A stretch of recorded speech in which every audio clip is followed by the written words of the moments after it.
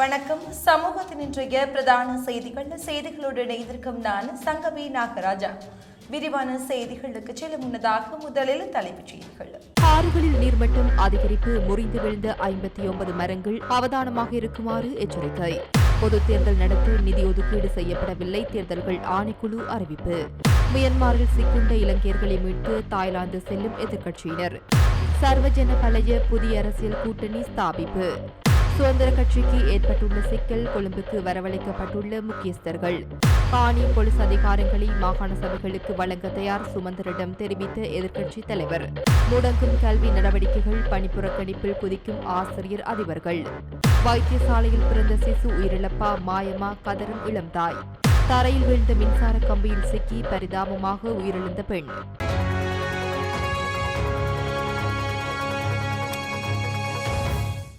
இந்த ஆண்டில் பொது தேர்தலை நடத்துவதற்கு நிதி ஒதுக்கீடு செய்யப்படவில்லை என தேர்தல்கள் ஆணைக்குழு தெரிவித்துள்ளது. எனினும் ஜனாதிபதி தேர்தலை நடத்துவதற்கு நிதி ஒதுக்கீடு செய்யப்பட்டுள்ளதாக தேர்தல்கள் ஆணைக்குழுவின் பிரதானி AL ரட்நாயக்க தெரிவித்துள்ளார். பொது தேர்தல் நடத்தப்பட வேண்டுமாயின் ஜனாதிபதி ரணில் விக்ரமசிங்கே அதற்கான நிதியை ஒதுக்கீடு செய்ய வேண்டும் என குறிப்பிட்டுள்ளார். இந்த ஆண்டில் தேர்தலுக்காக 10 பில்லியன் ரூபாய் ஒதுக்கீடு செய்யப்பட்டுள்ளது. குறித்த நிதியானது முழுக்க ஜனாதிபதி தேர்தலை நடத்தும் நோக்கில் ஒதுக்கீடு செய்யப்பட்டுள்ளது என்று அவர் சுட்டிக்காட்டியுள்ளார். நாடாளுமன்றம் கலைக்கப்பட்டால் அதன் பின்னர் பொதுத் தேர்தல் நடத்துவதற்காக நிதியை ஒதுக்கீடு செய்ய முடியாது என்று அவர் தெரிவித்துள்ளார். ஜனாதிபதியினால் மட்டுமே இதற்கான நிதியை ஒதுக்கீடு செய்ய முடியும் என்று அவர் குறிப்பிட்டுள்ளார். மியன்மார் சைபர் குற்ற வலயத்தில் சிக்கொண்டுள்ள இலங்கையர்களை மீட்பதற்கான ராஜதந்திர மட்ட பேச்சுவார்த்தை நிமித்தம் நாடாளுமன்ற உறுப்பினர்கள் குழு ஒன்று தாய்லாந்துக்கு விஜயம் மேற்கொண்டுள்ளது. அந்த வகையில் நாடாளுமன்ற உறுப்பினர்களான வசந்த ஜாப்பா பண்டாரு, JC அலவத்துவெள மற்றும் சுஜித் சஞ்சய் பெரேரா ஆகியோர் இன்று அதிகாலை நாட்டிலிருந்து புறப்பட்டு சென்றுள்ளனர். குறித்த குழுவினர் கட்டுநாயக்க விமான நிலையத்திலிருந்து இன்று அதிகாலை 1:10 அளவில் ஸ்ரீலங்கன் ஏர்லைன்ஸ் விமானம் ஊடாக தாய்லாந்தின் பாங்காக் நோக்கி சென்றுள்ளனர். மியன்மார் சைபர் குற்றவலயத்தில் சிக்குண்டுள்ள இலங்கையர்களை மீட்பது தொடர்பாக மியன்மார் மற்றும் ரஷ்யாவில் 5 நாட்கள் தங்கியிருந்து பேச்சுவார்த்தைகளை மேற்கொள்ளவுள்ளதாகவும் தெரிவிக்கப்பட்டுள்ளது. குறித்த குழுவினர் தாய்லாந்து மற்றும் மியன்மார் மகாநாயக்கர்கள் மற்றும் ரஷ்ய தூதரக அதிகாரிகளையும் சந்தித்து கலந்துரையாடவுள்ளதாக தெரிவிக்கப்பட்டுள்ளமை குறிப்பிடத்தக்கது. சில அரசியல் கட்சிகள் மற்றும் சில சிவில் அமைப்புகள் ஒன்றிணைந்து சர்வஜன பலய என்ற புதிய கூட்டணியொன்றை இன்று ஆரம்பித்துள்ளன. ஒன்றிணைந்து கட்டியெழுப்பும் நாடு, மகிழ்ச்சி நிறைந்த நாடு என்ற தொனிப்பொருளின் கீழ் இந்த கூட்டணி அமைக்கப்பட்டுள்ளது. பிவித்துரு கெல உருமய தேசிய சுதந்திர முன்னணி, மௌபிம ஜனதா கட்சி, ஜனநாயக இடதுசாரி முன்னணி, இலங்கை கம்யூனிஸ்ட் கட்சி உள்ளிட்ட மேலும் சில அரசியல் கட்சிகள் இந்த கூட்டணியுடன் இணைந்துள்ளன. இந்த கூட்டணிகளுக்கான உடன்படிக்கையில் கைச்சாத்திடும் நிகழ்வு கொழும்பில் இன்று காலை இடம்பெற்றது. அத்தனகலு, ஓயா, களனி, களு, கிங் மற்றும் நெல்வன ஆகிய ஆறுகளில் இன்று காலை நிலவரப்படி நீர்மட்டம் அதிகரித்துள்ளதாக தெரிவிக்கப்படுகிறது. ஆறுகளில் நீர்மட்டம் தொடர்பில் கவனம் செலுத்த வேண்டிய மட்டத்தில் உள்ளதாக நீர்ப்பாசன பணிப்பாளர், நீரியல் மற்றும் அனர்த்த முகாமைத்துவ பிரிவு பொறியியலாளர் தெரிவித்துள்ளார். இதன் காரணமாக மேற்குறிப்பிட்ட ஆறுகளை அண்மித்து தாழ்வான பகுதிகளில் வசிக்கும் மக்கள் மிகவும் அவதானமாக இருக்க வேண்டும் என அறிவுறுத்தப்பட்டுள்ளது. இதேவேளை கிழக்கு மத்திய கடலில் நிலை கொண்டிருந்த ட்ரிமால் புயல் பங்களாதேஷை நோக்கி நகர்ந்துள்ளது. இது நாட்டின் கடற்பிராந்தியத்தில் மேலும் தாக்கத்தை ஏற்படுத்தும் என வளிமண்டலவியல் திணைக்களம் தெரிவித்துள்ளது. இதன் காரணமாக காங்கேசன்துறையிலிருந்து மன்னார், கொழும்பு, காலி மற்றும் ஹம்பாந்தோட்டை ஊடாக பொத்துவில் வரையான கடற்பிராந்தியங்கள் மிகவும் கொந்தளிப்பாக காணப்படும் எனவும் அறிவிக்கப்பட்டுள்ளது. இதன் காரணமாக மீனவர்கள் மற்றும் கடல்சார் ஊழியர்கள் அவதானமாக செயற்படுமாறு அறிவுறுத்தப்பட்டுள்ளனர். நாட்டில் தற்போது நிலவும் சீரற்ற காலநிலை காரணமாக கொழும்பு மாவட்டத்தில் 59 மரங்கள் முறிந்து விழுந்துள்ளதாக கொழும்பு மாநகர சபையின் காணி மற்றும் சுற்றாடல் அபிவிருத்தி பணிப்பாளர் பொறியியலாளர் மனோஜ் ரணசிங்க தெரிவித்துள்ளார். அவற்றில் 19 மரம் முறிந்து வீழ்ந்த சம்பவங்கள் கொழும்பு விகாரமாதேவி பூங்காவில் பதிவாகியுள்ளதாக அவர் தெரிவித்துள்ளார். மரம் முறிந்து வீழ்ந்ததன் காரணமாக பல பிரதேசங்களில் போக்குவரத்து பாதிக்கப்பட்டுள்ளதுடன் இவ்வாறு முறிந்து வீழ்ந்த மரங்களை அகற்றுவதற்கான பணிகள் இடம்பெற்று வருவதாகவும் அவர் தெரிவித்துள்ளார். மட்டக்களப்பு கல்லடி பாண்டத்திற்கு அருகிலுள்ள தோனா பகுதியினை சிலர் அபகரிப்பதற்காக தொடர்ச்சியான முயற்சிகளை முன்னெடுத்து வருகின்றனர். நேற்று தொடக்கம் ஒரு குழுவினர் குறித்த பகுதியில் பாதுகாப்பு கேமராக்களை பூட்டி அப்பகுதியில் வேலிகளிடும் நடவடிக்கைகளை முன்னெடுத்து வந்தனர். இது தொடர்பில் ராஜாங்க அமைச்சர் சிவனேசதுரை சந்திரகாந்தன் மற்றும் பாராளுமன்ற உறுப்பினர் கோவிந்தன் கருணாகரம் ஆகியோரின் கவனத்திற்கு கொண்டுவரப்பட்டது. இதன்போது குறித்த இடத்திற்கு சென்ற ராஜாங்க அமைச்சர் சிவநேசதுரை சந்திரகாந்தன் மற்றும் பாராளுமன்ற உறுப்பினர் கோவிந்தன் கருணாகரம் ஆகியோர் மட்டக்களப்பு மாநகர சபையின் உதவியுடன் குறித்த பகுதியில் முன்னெடுக்கப்பட்டு வரும் காணி அபகரிப்பினை தடுத்து நிறுத்தும் செயற்பாடுகளை முன்னெடுத்தனர். அங்கு காணிகளை அடைப்பதற்காக கொண்டுவரப்பட்ட பொருட்கள் மற்றும் பாதுகாப்பு கேமராக்கள் அகற்றப்பட்டு மாநகர சபையின் வாகனங்களில் ஏற்றப்பட்டு மாநகர சபைக்கு கொண்டு செல்லப்பட்டது. இது தொடர்பில் காத்தான்குடி போலீசாருக்கும் அறிவிக்கப்பட்ட நிலையில் அங்கு வந்து காத்தான்குடி போலீசார் இது தொடர்பான விசாரணைகளை முன்னெடுத்து வருகின்றனர். குறித்த காணி தொடர்பான வழக்கு மட்டக்களப்பு நீதிமன்றங்களில் நடைபெற்று வரும் நிலையில் இவ்வாறான செயற்பாடுகள் முன்னெடுக்கப்படுவதாக அங்கு தெரிவிக்கப்பட்டது. தற்போதைய அரசியல் சூழ்நிலையை கருத்தில் கொண்டு ஸ்ரீலங்கா சுதந்திர கட்சியின் எதிர்கால செயற்பாடுகளை வேறு இடத்திலிருந்து முன்னெடுப்பதற்கு முன்னாள் ஜனாதிபதி மைத்ரிபால சிறிசேனவின் கட்சி தீர்மானித்துள்ளதாக தெரிவிக்கப்படுகின்றது. அதன்படி ஸ்ரீலங்கா சுதந்திர கட்சியின் தலைமையகமன்றி எதிர்கால அரசியல் நடவடிக்கைகளுக்கு கொழும்பில் உள்ள மற்றொரு இடம் பயன்படுத்தப்படவுள்ளதாக தெரிவிக்கப்படுகின்றது.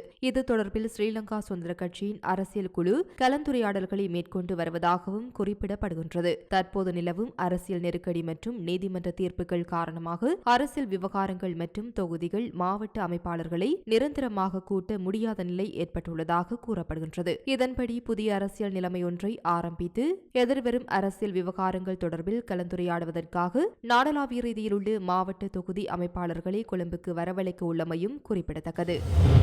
மாகாண சபைகளுக்கு காணி போலீஸ் அதிகாரங்களை முழுமையாக அமுல்படுத்த தான் தயாராக இருப்பதாக எதிர்க்கட்சி தலைவர் சஜித் பிரேமதாச தனக்கு உறுதியளித்ததாக தமிழ் தேசிய கூட்டமைப்பின் பாராளுமன்ற உறுப்பினர் எம்.ஏ. சுமந்திரன் தெரிவித்துள்ளார்.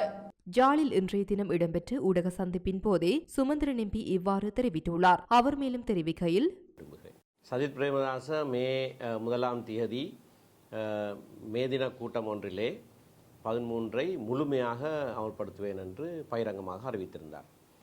அதைத் தொடர்ந்து வந்த பாராளுமன்ற அமர்வு வேளையிலே நான் சஜித்தை சந்தித்த போது அவர் தானாக என்னிடத்திலே வந்து நான் சொன்ன அறிவிப்பை செவிமடுத்தீர்களா என்று கேட்டார். நான் தினம் செவிமடுத்தேன் என்று சொன்னபோது அவர் சொன்னார், 13 முழுமையாக என்று நான் சொல்லியிருக்கிறேன், காணி போலீஸ் அதிகாரம் உட்பட என்று தானாகவே எனக்கு சொன்னார். இது அவர் சொன்னதைத்தான் நான் சொல்கிறேன், அவர் செய்வார்ன்னு நான் சொல்ல இல்லை. அவர் இதை எனக்கு சொன்னார், தானாக சொன்னார். நான் அவருக்கு சொன்னது, அது நல்ல விடயம், நீங்கள் ஒருவர் தான் அந்த முழுமையானது என்று இது இப்போதைக்கு அறிவித்திருக்கிறீர்கள். ஆனால் சென்ற ஜனாதிபதி தேர்தலிலே நீங்கள் போட்டியிடுகிற போது உங்களுடைய தேர்தல் அறிக்கையிலே 13 தாண்டி செல்வதை பற்றி பல விடயங்களை நீங்கள் குறிப்பிட்டிருக்கிறீர்கள். உங்களுடைய தேர்தல் அறிக்கையிலே இருக்கிற 12 13 விடயங்களை படித்து அறிந்து அது நாங்கள் உங்களுக்கு கொடுத்த வேண்டுகோள்களையும் அடிப்படையாக கொண்டது என்பதை வைத்துத்தான் நாங்கள் உங்களுக்கு ஆதரிப்பதான தீர்மானத்தை எடுத்திருந்தோம். ஆகையினாலே 13ஓடு நின்றுவிட்டால் எங்களுடைய ஆதரவு உங்களுக்கு கிடைக்கும் என்று நினைக்க வேண்டாம். கடந்த தேர்தலிலே நீங்கள் கொடுத்ததையும் ஒரு தடவை படித்து பார்த்து எங்களுக்கு உங்களுடைய நிலைப்பாட்டை சொல்லுங்கள். வேதன அதிகரிப்பு உள்ளிட்ட சில கோரிக்கைகளை முன்வைத்து ஆசிரியர்கள் மற்றும் அதிபர்கள் பணிப்புறக்கணிப்பில் ஈடுபட உள்ளனர். கண்டியில் இடம்பெற்ற ஊடகவியலாளர் சந்திப்பில் கலந்து கொண்ட தேசிய ஆசிரியர் சங்கத்தின் அமைப்பாளர் ஏ.எம்.டி. பண்டாரு இதனை தெரிவித்துள்ளார். இதன்படி எதிர்வரும் 30 மற்றும் 31 தேதிகளில் ஆசிரியர்கள் மற்றும் அதிபர்கள் சுகவீன விடுமுறையை அறிவித்து பணிப்புறக்கணிப்பில் ஈடுபட உள்ளதாக தேசிய ஆசிரியர் சங்கத்தின் அமைப்பாளர் குறிப்பிட்டுள்ளார். மாத்தறையில் பிரசவத்தின் போது உயிரிழந்ததாக கூறப்படும் குழந்தையின் சடலத்தை தமக்கு காட்டுவதற்கு மாத்தறை புதிய மாவட்ட வைத்தியசாலையின் பணிக்குழாவினர் நடவடிக்கை எடுக்கவில்லை என அந்த குழந்தையின் உறவினர்கள் குற்றம் சுமத்தியுள்ளனர். சடலம் தொடர்பில் வைத்தியசாலை பணிக்குழாவினர் 3 தடவைகள் முன்னுக்கு பின் முரணான கருத்துக்களை வெளியிட்டமை தொடர்பில் பலத்த சந்தேகம் நிலவுவதாக அவர்கள் தெரிவிக்கின்றனர். மாத்தறை வெலிகம பகுதியைச் சேர்ந்த 24 வயதான காவிந்தியா மதுசானி தனது முதல் குழந்தையை பிரசவிப்பதற்காக மாத்தறை புதிய மாவட்ட பொது வைத்தியசாலையில் கடந்த 22ஆம் தேதி அனுமதிக்கப்பட்டுள்ளார். பிரசவத்திற்காக மருத்துவமனையில் அனுமதிக்கப்பட்ட அன்று நடத்தப்பட்ட ஸ்கேன் மற்றும் அதற்கு முன்னர் தனியார் சிகிச்சை மையத்தில் நடத்தப்பட்ட மருத்துவ பரிசோதனையிலும் போதிலும் வயிற்றில் குழந்தை ஆரோக்கியமாக இருப்பது உறுதி செய்யப்பட்டுள்ளது. இந்த நிலையில் மதுஷானி தனது முதல் குழந்தையை பெற்றெடுத்துள்ள போதும் பின்னர் குழந்தை இறந்ததாக மருத்துவமனை அதிகாரிகள் அறிவித்துள்ளனர். இதற்கமைய வைத்தியசாலையின் பிரேத அறையில் உள்ள சடலத்தை அடக்கம் செய்ததற்காக மாத்தறை மாநகர சபைக்கு 2500 ரூபாய் பணம் செலுத்தி பற்றுச்சீட்டை கொண்டு வருமாறு வைத்தியசாலை பணிக்குழாமினர் உறவினர்களிடம் தெரிவித்துள்ளனர். அதன்படி உரிய தொகையை மாநகர சபைக்கு செலுத்த நடவடிக்கை எடுத்திருந்தனர். எனினும் குழந்தையின் சடலத்தை தந்தையிடம் காட்டாமல் புதைத்தமை தொடர்பில் வைத்தியசாலை ஊழியர்களிடம் உறவினர்கள் வினவிய போது சடலம் கொழும்பு தேசிய வைத்தியசாலைக்கு கொண்டு செல்லப்பட்டதாக தெரிவித்துள்ளனர். உயிரிழந்த குழந்தையின் சடலத்தை பெற்றுக்கொள்ளும் நோக்கில் உறவினர்கள் நேற்று முன்தினம் இரவு வரை வைத்தியசாலையில் காத்திருந்த போதிலும் வைத்தியசாலை பணிக்குழாமினர் எவரும் சடலம் தொடர்பில் உறுதியான அறிவிப்பை வெளியிடவில்லை என தெரிய வருகின்றது. கொழும்பு காளிமுகத்திடல் மைதானத்தில் சமய நிகழ்வுகள் தவிர்த்து ஏனைய நிகழ்வுகளை ஏற்பாடு செய்ய தடை விதிக்கப்பட்டுள்ள நிலையில் அரசியல் பலம் பெற்ற சில குழுவினர் பலவந்தமாக கேளிக்கை விளையாட்டுகள் அடங்கிய திருவிழாவை நடாத்தி வருவதாக துறைமுக வட்டாரங்கள் தெரிவிக்கின்றன. இந்த விழாவை உடனடியாக நிறுத்துமாறு இலங்கை துறைமுக முகாமைத்துவ மற்றும் ஆலோசனை சேவைகள் நிறுவனம் கொழும்பு காளிமுகத்துடல் ஏற்பாட்டாளர்களுக்கு அறிவித்துள்ளது. காளிமுகத்துடல் மைதானத்தை சமய விழாவிற்காக முன்பதிவு செய்வதற்காக 45 லட்சம் ரூபாய் வழங்கப்பட்டுள்ளதாகவும், ஆனால் ஏற்பாட்டாளர்கள் சுமார் 20 லட்சம் ரூபாவையே குறித்த நிறுவனத்திற்கு இதுவரை செலுத்தியுள்ளதாக தெரிய வருகின்றது. அறகலிய போராட்டத்தின் பின்னர் கொழும்பு காளிமுகத்துடல் மைதானத்தில் மத நிகழ்வுகள் தவிர வேறு எந்த நிகழ்வுக்கும் இடமளிக்க வேண்டாம் என அமைச்சரவை தீர்மானித்துள்ளமை குறிப்பிடத்தக்கது. மட்டக்களப்பு வாழைச்சேனை போலீஸ் பிரிவுக்குட்பட்டு புனானி பகுதியில் கார் விபத்தில் கணவன் மற்றும் மனைவி ஆகியோர் படுகாயமடைந்துள்ளதாக போலீசார் தெரிவித்துள்ளனர்.